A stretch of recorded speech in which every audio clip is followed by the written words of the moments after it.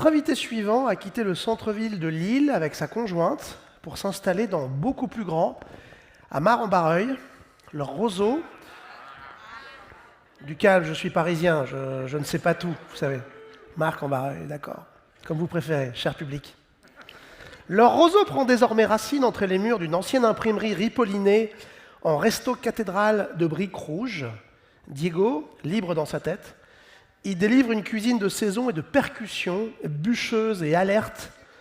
Le climax de ce menu, que j'ai eu l'occasion de goûter il y a un mois, un très très grand plat, une sorte de concrétion d'algues et de légumes crus et cuits, mouillés d'une vivifiante eau iodée en hommage culinaire à la marée descendante. Une création du chef entièrement végétale, car chez Roseau, on mange avec son temps. Bref, malgré son déménagement, Roseau n'a rien perdu de sa bonne étoile. Mesdames et messieurs, Diego Delbecq et l'équipe de Roseau. Salut Diego, bonjour. Je vais quand même demander un micro pour tendre le micro à ton équipe. Maxime. Comment ça va? À Max, salut Max. Ouais. Comment ça va? Ça va super. Je t'avais reçu il y a 2 ans sur cette scène, Oui. avec Camille, ta conjointe et associée. J'avais me chanté une chanson à l'occasion que je ne rechanterai pas. Enfin, si je la rechante, c'était Roseau. Non, je la rechanterai pas. Donc depuis, vous avez déménagé. Oui, c'est ça. Vous êtes chef propriétaire de votre restaurant dans un magnifique espace immense. Je ne sais pas si on a des photos, je ne sais plus, mais c'est une ancienne imprimerie, donc Oui. un espace industriel où tu as posé là ton restaurant, où il y a de la place et où il y a de l'ambition aussi en cuisine. Hein. Ouais, le but c'était de créer un espace où les clients se sentent bien, Ouais. où le personnel aussi avant tout se sente bien pour travailler, pour mettre les meilleures chances de notre côté pour faire passer un bon moment à tout le monde. Ouais. Ouais, donc, et on voit là, on a les coups des franches chez toi. En haut, tu as même un espace bar aussi, Ouais, exactement. assez joli. Donc l'accueil est complet. Je vous invite vraiment à aller dans cet endroit parce que là, il y a une cuisine moderne qui se joue là. Il y a une grande contemporanéité, quoi. Tu as été formé par Christophe Saint-Agne, Ouais, Monsieur Meurin, derrière Meurin. Christophe Saint-Agne. immense chef de cuisine d'auteur, comme ça, inspiré d'une cuisine de produits très brillante, quoi, très inventive. Et alors aujourd'hui, tu vas nous parler d'un aliment, enfin qui est peu connu comme aliment, de plus en plus dans la gastronomie, mais assez peu par les consommateurs, qui sont les algues. Oui, oui. En fait, ça s'est passé au printemps dernier. Après l'asperge, on a voulu faire un plat qui restait dans le végétal parce que démarrer le repas avec quelque chose de frais, de végétal, on trouve que c'est bien pour démarrer. Et venant de chez Ducasse, par Christophe Saint-Agne, dans tous les 3 étoiles de la Ducasse, ils font le légumes et fruits de saison. Donc, C'est ce qu'il appelle la naturalité. C'est un Exactement. rapport frontal, direct et saisonnier aux légumes. Voilà. Et on a commencé à faire des essais. Au bout de 3 jours, on s'est dit bon, c'est sympa, on va pas refaire quelque chose de chez quelqu'un de qui on vient. On va essayer de s'émanciper de tout ça. Et on faisait un autre plat qu'on a présenté il y a 2 ans ici, l'agneau, huîtres et algues. Et donc, j'appelle Jean-Marie pour avoir des algues pour aller avec l'agneau. Alors toi, tu t'appelles Jean-Marie, bah, nous aussi on va l'appeler Jean-Marie. Tiens, on va faire l'appel à un ami. Tout de suite. On se met en connexion FaceTime avec voilà, le grand maître S. Algues, producteur, cueilleur d'algues. C'est celui qui, en fait, dès qu'on creuse un peu, a fait connaître, a initié à la consommation des algues une grande quantité de chefs français. Jean-Marie Pédron, on peut l'applaudir très très fort. Jean-Marie, vous nous entendez? Oui, absolument. Oui. Bon, nous aussi, on vous entend bien. Écoutez, c'est pas pour vous mettre la pression, mais il y a 12 000 personnes qui vous écoutent. Hein. Ouais, quand même. Nous sommes au nombre de 12 000. Comment ça va? Bien, et vous? Ouais, super, on est avec Diego, on cuisine vos algues. Bonjour Jean-Marie. Bonjour Diego. Alors, je disais que les algues ont de plus en plus leur place dans les assiettes des restaurants. Quelles sont leurs vertus à ces algues? Alors, les vertus sont très nombreuses. Elles sont un peu proches de celles qu'on peut prêter aux légumes, mais là, le curseur, on va le monter encore plus haut. Notamment, elles possèdent toutes les vitamines, tous les minéraux. Elles sont riches en fibres, elles sont même riches en protéines. Le nori, par exemple, peut contenir jusqu'à 40% de protéines. On a l'impression qu'elles ont presque toutes les vertus Mais d'abord, ce sont des végétaux et c'est vrai que aujourd'hui, on se rend bien compte que les végétaux montent en puissance, sont vraiment des aliments santé. Donc voilà, c'est vraiment quelque chose qui est plus qu'une tendance. Hein. Je crois que c'est une nécessité. C'est une nécessité. Des végétaux, évidemment, dans la végétalisation de la cuisine, ça a du sens. Des végétaux marins. Alors effectivement, spontanément, les gens n'associent pas forcément l'algue à la gourmandise. Ils associent plutôt l'algue à la peur de marcher sur un truc qu'ils ne voient pas quand ils se baignent à la plage. Bon, est-ce qu'il n'y a pas un peu un travail, une espèce de frayeur à mettre à distance? Il faut rendre l'algue proche des gens, en quelque sorte. Aussi parce qu'en fait, il y en a chez nous des algues. Beaucoup. Oui, nous avons sur les côtes françaises, il y a à peu près 700 espèces d'algues qui sont recensées. Sachant qu'aucune espèce de macroalgue, c'est différent avec les microalgues, mais aucune espèce de macroalgue n'est toxique, donc c'est quand même intéressant de le savoir. Et pour nous qui en avons des groupes à longueur d'année dans les rochers, c'est vrai qu'on peut tout à fait goûter l'algue qui se trouve sous nos pieds. Hein. On dit souvent, Valérie et moi disons souvent à nos visiteurs que sans le savoir, ils ont mis les pieds dans le plat. On peut goûter si l'algue est trop coriace ou trop dure, on va la recracher, mais globalement, il y a de nombreuses espèces d'algues qui sont vraiment intéressantes au goût. Ouais. J'en ai pêché juste avant d'intervenir. Là, j'étais ce matin à la marée. Voilà, là, c'est intéressant pour Diego, parce que je crois que ça va lui plaire, il va être content. C'est les premiers haricots de mer que l'on va donc commencer à commercialiser, que nous avons commencé à accueillir ce matin. Voilà. Le haricot de mer, il va être utilisé ni plus ni moins comme un légume. Au début de la saison, les pousses sont croquantes, puis ensuite on va le cuire comme un haricot vert primeur. Wow. Et puis, pour revenir à la cuisine de Diego, lui va souvent utiliser, mais il le dira mieux que moi tout à l'heure, il va utiliser notamment cette laminaire, hein, le kombu breton. Je viens juste de les pêcher justement, là elle est ultra fraîche. Là on va l'utiliser séchée sous une autre forme, je pense que Diego nous l'expliquera tout à l'heure. Donc l'utilisation des algues elle est très très large. Il faut juste se faire peut-être initier et puis se lancer. La cuisine des algues à la maison, évidemment pour refaire ce que ferait Diego c'est plus compliqué, mais à la maison on peut faire des choses simples. On peut faire des recettes très simples avec des algues, et puis elles offrent aussi, les vertus gastronomiques des algues sont aussi nombreuses, ne serait-ce que par la texture, la variété des textures des algues. Visqueuses, sèches, un peu râpeuses, très lisses, grandes, petites, larges, suaves, plutôt sucrées, plutôt amères. On peut trouver beaucoup de goûts.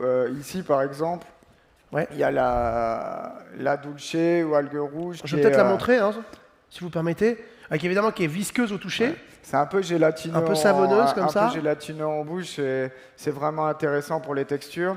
Ici, il y a la laitue de mer où on utilise... Très différente, pas du tout visqueuse, elle. Non, sèche au toucher. Ça a beaucoup de goût, c'est très salin, on va l'utiliser. Là, on est en train de faire notre condiment au céleri qui est la base de la recette. On a cuit les céleris dans la laitue de mer et le kombu et qu'on va venir piler. Ici, ça c'est l'algue poivrée. C'est une algue qui est assez puissante, qui a vraiment le goût de poivre, qui est très forte. Ouais. Ici, on a la nori, donc voilà, dont Jean-Marie parlait tout à l'heure. Ici, il y a la wakame et la kombu. La fameuse kombu que vous montriez, Jean-Marie. Et que nous, on utilise pour faire des bouillons. Après, on les fait sécher et on fait la petite poudre qu'on remettra dans l'assiette derrière. Et sinon, il y a plein d'autres choses intéressantes que Jean-Marie fait aussi, à part les algues. Ouais. Donc, les herbes marines aussi. Exactement. Donc ici, on a de la roche maritime. La roche. Voilà. Ouais. Nombril de Vénus, qui est très très bon. C'est une texture assez particulière, ça apporte beaucoup au plat. Corne de cerf, oseille de mer. Et ici, on a des pousses de radis très piquants il va vraiment avoir une cohérence avec le plat. Ouais, donc on voit que c'est un univers à redécouvrir. C'est l'extension du règne végétal en cuisine. Hein. Toi, ça fait longtemps que tu travailles les algues ? Ce que je disais tout à l'heure, c'est que le plat s'est fait où déjà on en travaillait avec Christophe Saint-Agne au Meurice. Et le plat s'est fait quand j'ai appelé Jean-Marie pour l'agneau. Et Jean-Marie me dit... Mais Diego, tu me demandes ça, ça et ça comme algues. Moi, j'ai pas ça, c'est plus la saison. Donc déjà, on a découvert qu'il y avait aussi une saison des algues. Et je savais pas du tout qu'il y avait une saison. Et donc, c'est là où ça a un petit peu, on a réfléchi et on a eu cette idée avec l'équipe de dire, au lieu de faire un légumes et fruits de saison, on va faire mer et terre végétale, légumes et algues de saison. Génial. Et c'est un plat qu'on a décidé avec l'équipe la semaine dernière. On a décidé de, même si je sais que tu aimes bien ce plat, le champignon, mais de le switcher avec le champignon. Tu as fait ça? Ouais. Je m'en vais de cette scène. Non, c'est faux. C'est aussi un plat évolutif, mais ce que je trouve génial, c'est sa base. C'est-à-dire cette idée de travailler que du végétal, qu'il soit marin ou terrestre. Oui. Et d'en faire un très grand plat. Ça, c'est aussi, je trouve, d'une très grande modernité culinaire. Ce qu'on aime bien, c'est que c'est continuellement en mouvement, parce que tu vois, là, on a enlevé le salsifis, puis c'est fini. On va mettre l'asperge à la place. Bientôt, on enlèvera le condiment céleri, on mettra le condiment petit pois, et on changera peut-être la corne de cerf, peut-être qu'on mettra de la criste marine, et on mettra de la honori au lieu de la nori. Et c'est vraiment évolutif. Je pense que c'est le même plat, avec 10 versions différentes tout au long de l'année. Les variations du même plat en fonction des saisons, bien sûr. Si tu as remplacé le salsifis par l'asperge, moi je suis d'accord. Hein. Franchement, je vais pas te faire une scène pour ça. Alors, peut-être parlons de ce plat. On reste en connexion avec Jean-Marie Pédron. Jean-Marie, si vous voulez intervenir, vous n'hésitez pas. Je ne sais pas s'il nous entend, mais... Alors... Je vous entends. Bon, il est constitué comment, ce plat, alors Thibaut? Voilà, Maxime a commencé à... C'est lui qui s'occupe de ce plat-là. On peut applaudir Maxime très fort. J'ai pas de micro, mais attendez. Oh là là, non, il faut tendre un micro. Est-ce qu'on peut m'apporter un micro, s'il vous plaît? Donc, parce que j'ai l'impression que Maxime a un mot à dire, là. Merci. Salut Maxime, ça va? Ça va, nickel. Attends, je te tiens le micro si tu veux, comme ça tu peux cuisiner. Alors ça pique, hein. Qu'est-ce que tu piques là? C'est les céleris qu'on a tournés et en fait on les cuit avec la vapeur d'algues. Waouh, c'est beau ça. On utilise les algues de Jean-Marie, Ouais, on fait un genre de bouillon avec, et en fait on cuit les céleris dans le bouillon d'algues. d'accord. Super. Comme ça le céleri il prend bien aussi le Oui, parce goût de qu'évidemment, qui dit algues, il y a aussi de magnifiques intensités iodées. Oui. C'est qu'en fait, on est tout de suite dans l'iode. Et dans Ouais, l'iode, exactement. même plus qu'avec un poisson, ouais. ça. Exactement. en fait. Exact. C'est un goût de rocher, en fait. Même rocher, ça tire plus vers le coquillage même. Ouais. Et donc voilà, on cuit les céleris comme ça dans les algues avec un fond d'eau. Ouais. Donc ils vont vraiment s'imprégner d'iode. Ouais. Et derrière, on a récupéré les parures. Ouais. Et Maxime a fait, il est où le condiment? Voilà. Maxime, en fait, il a cuit les parures du céleri qui sont tournées dans du kombu et dans les différentes algues. Après, on les a pilées. Ça, c'est ce qui va servir de base du plat, qui va apporter la gourmandise. On met quand même une demi-cuillère de crème épaisse, parce que sinon, c'est un plat où il n'y a pas du tout de gras à part l'huile d'olive. Il faut quand même, vu que c'est assez puissant, assez iodé, il faut quand même donner une certaine rondeur, une certaine gourmandise. Ah ouais, parce que pour les coups, les algues sont maigres. Ça, c'est clair, non? Ouais. Elles ont des textures peut-être un peu grasses en bouche, mais elles sont pas grasses, jamais. Non, c'est jamais Tu gras. ramènes de la matière grasse. Et c'est pour ça, ce qui est intéressant de démarrer par un plat comme ça, c'est que derrière, si on veut quelque chose de plus généreux, de plus consistant, et on peut faire ça derrière. Ça, c'est ce qui va vraiment apporter le côté assez puissant, iodé au plat. C'est un pesto de Bob l'éponge, non? C'est ça? Ouais, un petit peu. D'accord. C'est aussi Jean-Marie qui le connaît bien. Il y a Maxime va piler, donc ça c'est on a pris un peu toutes les algues, on va piler avec un peu de miso pour les lier, de l'huile d'olive, jus de gingembre. Il faut voir la beauté aussi chromatique de ces algues, quoi. Ouais. Des dégradés de vert, de brun, de noir, de marron, c'est fou, quoi, la variété visuelle même. Hein. Et on va mettre, peut-être que Jean-Marie peut en parler aussi un petit peu, parce que ça c'est un produit que j'aime beaucoup. On va mettre aussi des baies de masseron dedans. Des quoi, pardon? Des baies de masseron. Des baies de masseron. Jean-Marie, vous nous entendez? Oui. Qu'est-ce que c'est que les baies de masseron? C'est intéressant parce que, oui, le masseron, en fait, c'est une plante qui affectionne le bord de mer, qui ressemble, on va dire, à l'angélique. Hein. Les pieds, au mois de juin, peuvent faire jusqu'à 2 mètres de haut. Ouais. Moi, d'ailleurs, tout gamin, parce qu'en fait, les jardins de la mer, notre entreprise... Donc, les jardins de la mer, c'est votre ferme maritime? Gamin, j'ai joué dans les masserons, voilà, qui pour moi, ça correspondait, c'était presque une mini-forêt. Donc, tout est bon dans le masseron, si je puis dire, puisqu'on peut consommer les jeunes pousses qui ont un goût de céleri. D'ailleurs, le masseron est un ancien légume qui était cultivé au Moyen-Âge. On en voit d'ailleurs des masserons au premier plan de cette photo. Et puis tout à la fin de son cycle, le masseron libère des graines noires dont on peut faire un poivre. Donc, c'est une espèce de poivre local, hein, parce que ici, le merroir et le terroir ont du caractère, sont très marqués. Et finalement, c'est vrai que les chefs l'utilisent de plus en plus. On essaye d'être centré sur notre environnement immédiat et sur les saisons. Voilà, en cela, on est vraiment bien en phase avec beaucoup de chefs, avec Diego en particulier, qui lui a à cœur précisément de valoriser les saisons. D'ailleurs, petit scoop pour lui, Diego, la semaine prochaine, je reprends les cueillettes d'Aonori. Voilà. Donc, bonne nouvelle. Le haricot de mer arrive et que l'Aonori est disponible à nouveau. C'est une algue assez fine. C'est un poivre local qui est très très intéressant. C'est relativement nouveau. C'est pas nous qui l'avons découvert. Hein. Non, mais il est utilisé depuis seulement quelques années. Alors, est-ce qu'il y a une agriculture des algues, Jean-Marie? Est-ce qu'on peut faire pousser des algues ou est-ce que la pousse est toujours sauvage et naturelle? Alors, en France, essentiellement, plus de 95% des algues qui sont consommées sont pêchées, mais la statistique, le nombre est inversé dans le monde, puisque si on prend la globalité des algues qui sont consommées sur la planète, 95% de ces algues sont cultivées. Donc oui, effectivement, on peut cultiver des algues. C'est ce que font certains de mes confrères en Bretagne Nord, ils sont très peu nombreux. Et oui, ça se fait essentiellement en mer, sur des filières, comme on dit des cordes qui se sont tendues entre des bouées. L'avantage de cette culture, c'est qu'elle ne demande aucun intrant. C'est ça. Mais juste la lumière du soleil. Et en fait, elle est écologiquement complètement neutre, quasiment. C'est-à-dire, en fait, oui, absolument. Il n'y a rien à faire, il faut juste que la mer fasse son travail. La seule problématique qui peut se poser pour l'algoculture, c'est d'éventuels conflits d'usage qu'on peut comprendre avec le monde de la pêche. Bien sûr. Voilà. Oui, bien sûr. Le développement des algues au détriment de celui des poissons ou des coquillages, bien sûr. Bon, mais donc c'est quand même un légume d'avenir. C'est une espèce de légume magique, l'algue. Il y a vraiment beaucoup de façons de l'exploiter. Bien sûr. C'est ça, ça ouvre le champ des possibles à plein d'autres choses. Quoi. Bien sûr. Alors là, t'as laqué des asperges? Tu les as fait un peu...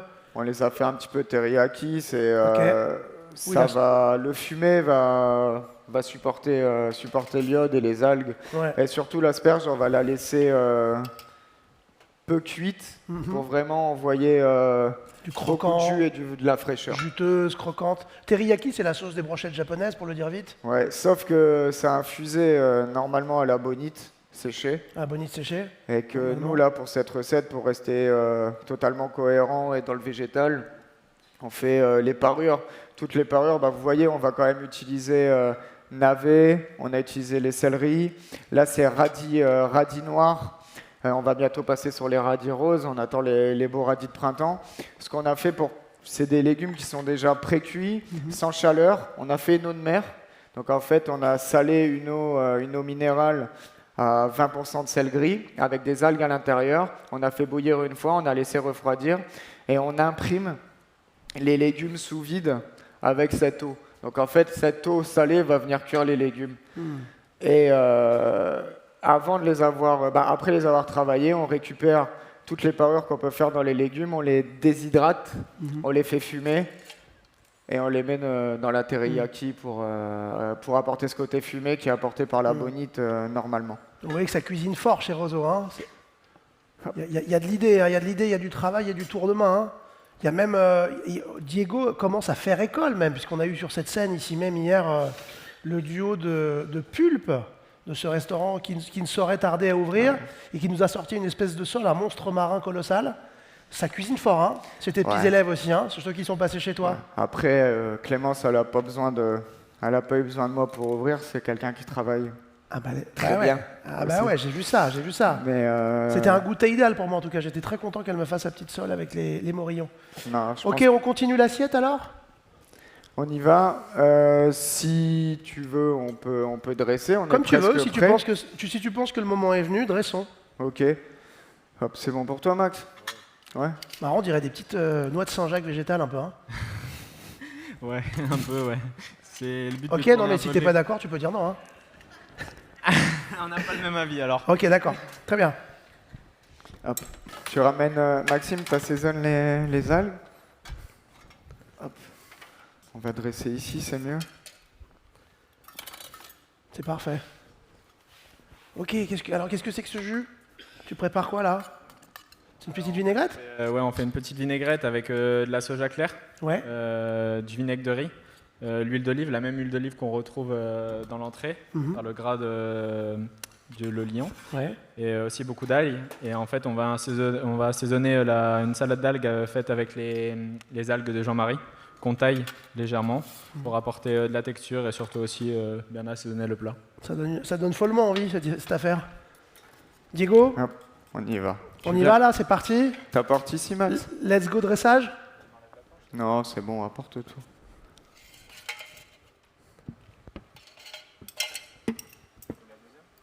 Non?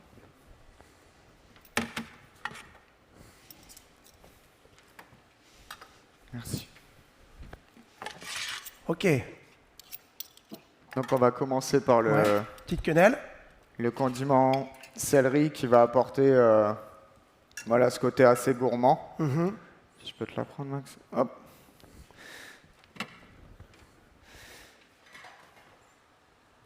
Le céleri à l'eau de mer, Ouais. l'asperge. Selon les saisons, on peut jouer aussi avec les chaleurs. Peut-être que l'hiver prochain, on essaiera de faire le bouillon chaud, on verra ce que ça donne. Ça peut être intéressant aussi, voir ce que la chaleur provoque sur les algues. C'est clair que les déclinaisons sur ce plat, à mon avis, elles sont nombreuses. Hein. Tu vas t'amuser en fonction des saisons.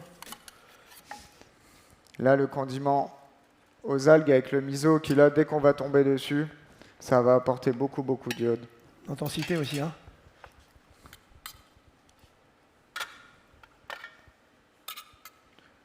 Ça, c'est ce qui va apporter l'acidité. Mhm.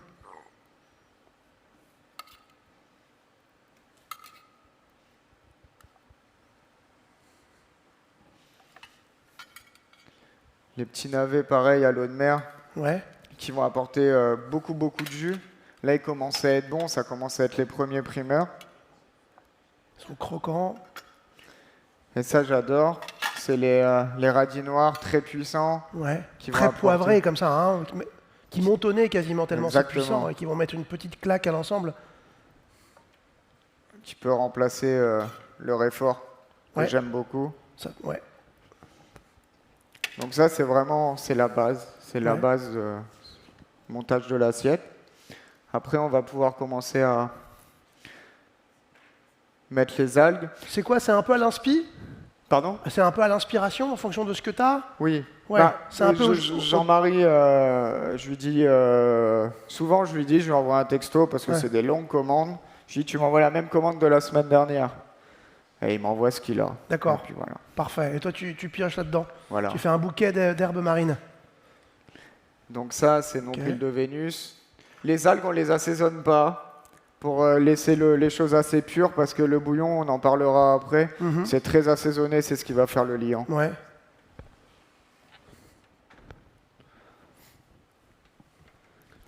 Je te sens perdu. Attends, Qu'est-ce que tu cherches? Rien du tout, c'est bon. T'as pas envie de me parler en fait? T'as pas envie de me parler? Non, pas trop. Ok, d'accord. Non, je déconne.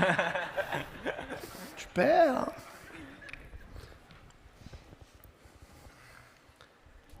Diego en plein travail. Ouais. Tiens, tu sais ce qu'on va faire? On va faire une blague. On va le laisser dresser et puis moi, je vais me déguiser en bigouden. Regardez. Tout simplement. C'était très mauvais. Je vais sans doute perdre mon emploi à cause de cette blague. Tant pis, je ferai autre chose. Waouh, ça commence à avoir une sacrée gueule. Hein. Si ça, c'est pas de la cuisine moderne, moi, je sais pas. Hein. C'est superbe. C'est les ciseaux, Max. Merci.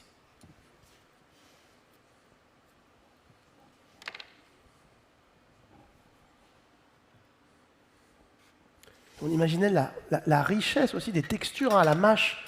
Hein, sur un seul coup de dent, il suffit que tu attrapes 3 algues très différentes et tu as une complexité folle. Hein. Ça, c'est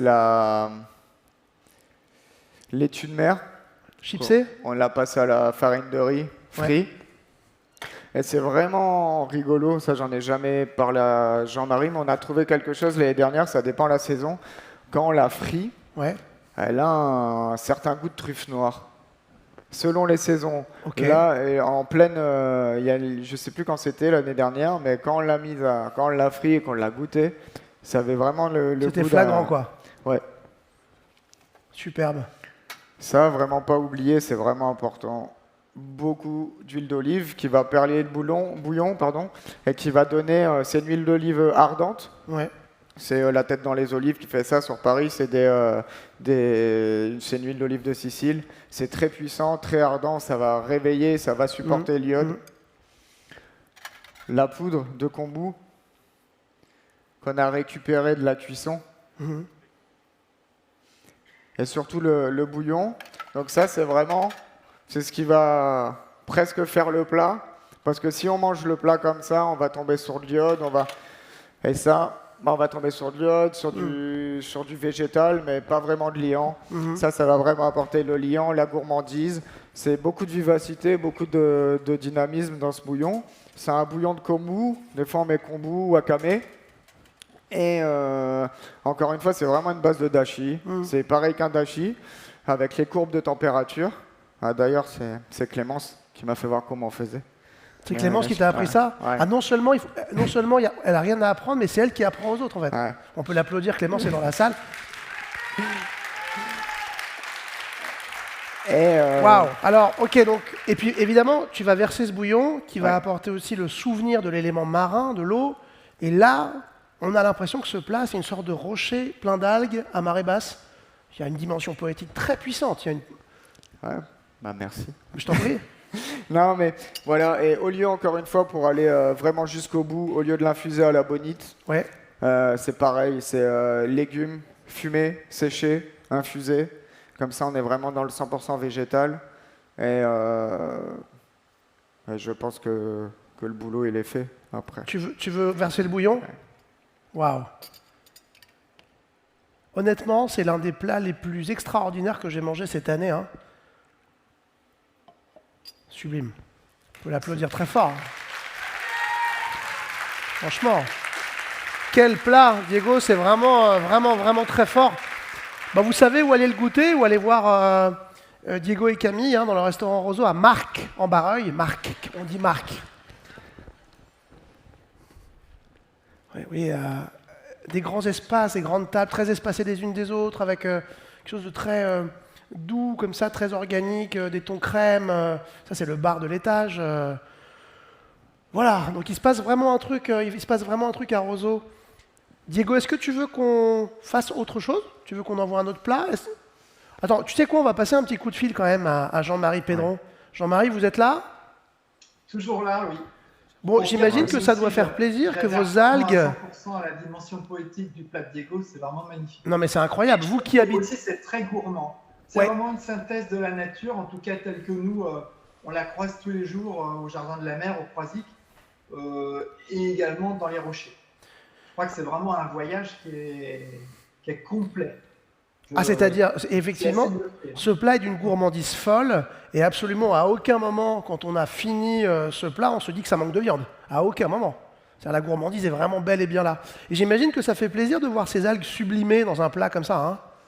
Ça fait très très plaisir, puis surtout que je retrouve vraiment tout ce que je pourrais découvrir au fil de mes cueillettes. Diego, là, il ne s'est pas contenté de mettre juste une algue parce que c'est dans la tendance. Il va jusqu'au bout de sa démarche, et sans compter qu'il le dirait mieux que moi, mais ce même plat, dans 2 mois, il le fera avec des ingrédients équivalents, mais qui ne seront pas les mêmes. D'ailleurs, dans peu de temps, Diego, c'est l'obium aussi qui arrive. Là, c'est la journée des scoops aujourd'hui. C'est la journée des scoops, c'est l'obium? Qu'est-ce que c'est l'obium alors? C'est une plante maritime qui, dans notre étier, parce qu'en fait, nous sommes sur, je vous disais, une ancienne saline qui fait 7 hectares avec un étier, un canal de marée. La mer monte et descend sur ce site. Et il y a beaucoup de plantes du bord de mer. L'obium est baigné par la mer. Tout ça, d'ailleurs, pour les personnes qui viennent dans notre région, savoir que la ferme est ouverte au public.